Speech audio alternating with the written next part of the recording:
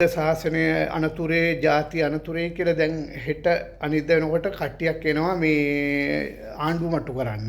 දැන් ඇත්තටම කාටද මේගොල්ලන් මේ කියන්නේ බුද්ධ ශාසනය අනතුරේ කියලා? අපිට ඇත්තටම අපිට මේ ජනතාවට ලංකාවේ සිද්ධ වෙලා තියෙනවා බුද්ධ ශාසනය බුද්ධ ධර්මය ඒ බුදු සසුන ආරක්ෂා කරගන්න චූරා පෙරෝගත්ත ඒ චීවරධාරියාවගින්ම බලන්න ඔය සෙට් එකේ ඉන්න චීවරධාරියෝට සෙට් එක බලන්න මේ සිවුරු රඳවනකින් බලන්න කී දෙනෙක් ඇත්තටම පන්සලට වෙලා මේ බුදු ගුණ මේ බුද්ධ ශාසනය වෙනුවෙන් වැඩ කරන කට්ටිය ඉන්නවද කියලා ඔක්කොම ඉන්නේ ඔය එන ප්‍රධාන තැන් ගන්නේ ඔක්කොම ඇවිල්ලා ස්ටේජ් උඩ නැගලා එක දේශපාලනයක්ගේ රෙද්දාස රිංගගෙන උන් දෙන දේවල් කාලා බීලා පවුලුත් නඩත්තු කරගෙන සල්ලිත් හම්බ කරන V8 අරගෙන පදින ඔය ස්වාමීන් වහන්සේලා කියාගෙන චීවර රඳවනෝ ටික තමයි ඔය එදාට එන්නේ. ඇත්ත ස්වාමීන් වහන්සේලා දොහොත් මුදුන් තබා වැඳ නමස්කාර කරන්න පුළුවන් ස්වාමීන් වහන්සේලා කිසි කෙනෙක් කොතනට එන්නේ නැහැ. එහෙම එනවා නම් එන්නේ දැන් අපිට ආරංචි පන්සලේ ඉන්න ඇබිත්‍යයටත් සිවුරක් අන්දරා එකගෙන යනවා කියලා. ඒ වගේ බලු වැඩ කරන්නේ. එතකොට දැන් අපිට සිද්ධ වෙලා තියෙන බුද්ධ ශාසනය අනතුරේ වළක්ව ගන්න එකට මේ කෑ ගහන්න පාරට බහැලා මේ ස්වාමින් වහන්සේලාගෙන්ම.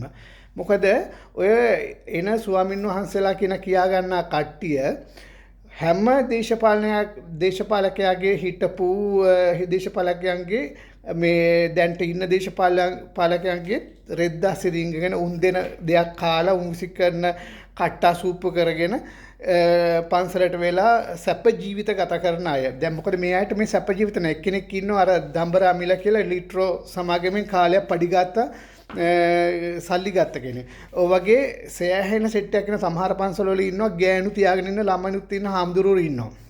එතකොට අපි ඕව දැක සද්ද නොකර ඉන්නේ අපිට වෙන කරන දෙයක් නැතිකමට නෙමෙයි. මුංගෙන් වෙන දෙයක් බලාපොරොත්තු වෙන්න බැරිකමට. මොකද සිවුරට අපි තාමත් ගෞරව කරන හින්දා බුද්ධ ශාසනය තාම රැඳිලා තියෙනවා මේ රටේ. මේ මොකද අපේ හදවතේ තියෙන බුදු ධර්මය. කියන්නේ බුදු සසුන අපි ආරක්ෂා කරන්න ඕනේ කියලා අපේ හදවතේ තියෙනවා. නැතුව මේක එක සිවුර මේ පන්සල් වලට වෙලා දම්පත් කකා ඉන්න මේ රජසප්ප විඳින V8 වලින් යන චීවරධාරියන්ට ඕන විදිහට මේ බය නෙමෙයි. මතක තියාගන්න සමහර පන්සල් වල ඉන්නවා දානේ ගෙන දවසට කෝල් කරනවා ඊට කලින් දවසේ අහවල් දේ මස් බැදලා ඕනේ මාළු බැදලා ඕනේ අරකින් මේ ජින් තියෙනවා නම් ජින් පොඩ්ඩක් එවන්න වයින් තියෙනවා නම් වයින් බෝතලයක් එවන්න එහෙම හම්දුරුවොත් ඉන්නවා. අපි ඒත් සද්ද නොකර කටවහගෙන ඉන්නවා කමන්නේ මොනව කරන්නද දැන් තාත්තේ පැෂන් එක මේක නම් අපි මේකට මේ හැඩ ගැහෙන්න ඕනේ කියලා. ඉතින් මතක තියාගන්න බුද්ධ ශාසනය කාටවත් විනාශ කරන්න බෑ. බුදු ගුණ බුදුරජාණන් වහන්සේගේ බුද්ධ ශාසනය තව চিරාත් කාලයක් ඒකාන්තයෙන් රැඳිලා තියෙනවා. මේ රාජ්‍ය විතර නෙමෙයි ඉස්සරහට එන රාජ්‍යයකටවත් බුද්ධ ශාසනයට අත තියන්න බෑ. අත තියලත් නෑ කවුරුවක්වත් අත තියන්නෙත් නෑ.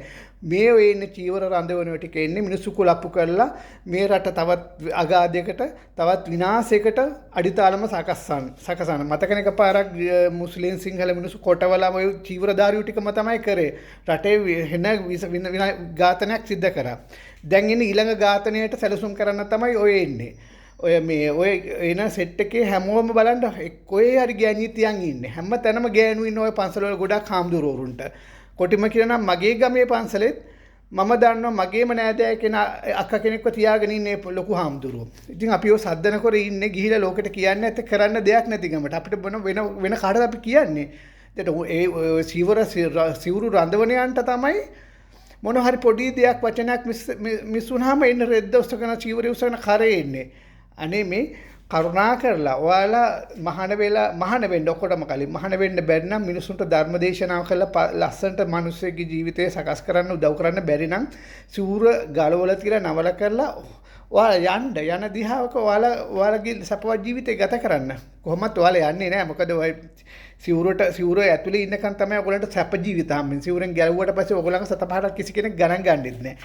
අපිට සිද්ධ වෙලා තියෙනවා අද ස්වාමින් වහන්සේලාගෙන් බුද්ධ ශාසනය ආරක්ෂා කරන්න අපිට සිද්ධ වෙලා තියෙන්නේ අන්න ඒකයි.